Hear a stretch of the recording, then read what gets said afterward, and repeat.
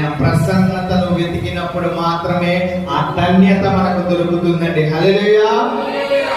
మనం కూడా బాగునే మారిపోవాలి, మనలో క్రీస్తు జీవించాలి. మనల్ని చూస్తే మనము మాట్లాడడం కాదు, మన కొరకు వారు వచ్చి మనతో మాట్లాడే విధముగా, మన రూపాంతరము చెందే విధముగా మనము కూడా ఉండాలండి. హల్లెలూయా. మనం చూసినట్లయితే దావీదు గారు మనం ఇందాక చెప్పుకున్న విధంగా లోకంలో ఉన్న వాటి కొరకు దేని కొరకు కూడా ఆయన మొర్ర పెట్టలేదు. కానీ అంతకు ముందు మొర్ర పెట్టి ఉన్నాడు, అనేక చిన్నప్పటి నుంచి కూడా మొర్ర పెట్టించున్నాడు. కానీ ఇక్కడ మాట్లాడుతున్న సందర్భాన్ని మనం చూసుకుంటే ఆయన మాట్లాడుచున్నది ఏమిటి అంటే ఆ మొర్ర ఒక వరమును ఆయన కోరుకుంటున్నాడండి. మొర్రగా ఆయన వేడుకొనిచున్నాడు, దేవుణ్ణి అడుగుచున్నాడు.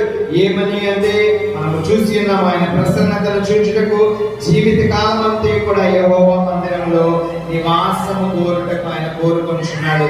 ఆయన ఎక్కడ ఏ స్థితిలో ఉండి ఈ మాటలు చెప్పుచున్నాడంటే యుద్ధములు చేయించినప్పుడు, రాజ్యములను ఏలేటప్పుడు, రాజుగా ఉన్నప్పుడు ఆయన చెప్పుచున్న మాటలు ఇవి. ఎందుకని అంటే ఆయన కోరుకునేది ఏమిటి అంటే రాజ్యములు కాదు, విస్తరణ కాదు, లేదంటే బంగారము వెండి బంగారములను కాదు. కానీ ఆయన దావీదు గారు కోరుకునేది లేదంటే అనేక రాజ్యాలను నేను జయించేసి ఉన్నాను, ఆ రాజ్యముల పైన అధికారిగా ఉన్నాను, ఈ లోకంలో నాకు తిరుగులేదు అనే వ్యక్తిగా లేడండి.